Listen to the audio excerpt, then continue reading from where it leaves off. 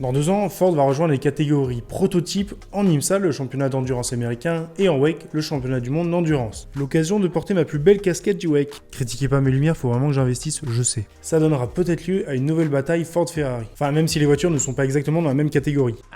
Je t'explique. Prenons les 24 heures du Mans par exemple, ça parle à tout le monde. Vous avez la catégorie Hypercar. Mais savez-vous que cette catégorie est en fait séparée en deux, même si les voitures sont censées avoir les mêmes performances. D'un côté, vous avez les LMH pour Le Mans Hypercar, et de l'autre côté, vous avez les LMDH pour Le Mans Daytona Hypercar, ou Le Mans Daytona Hypercar, on va rester simple. La principale différence réside dans le châssis. Les LMH conçoivent leur propre châssis et ça coûte plus cher. L'autre différence, c'est qu'elles roulent uniquement en championnat du monde d'endurance, le WEC, t'as compris. Tandis que les LMDH peuvent rouler en WEC et en IMSA aux US.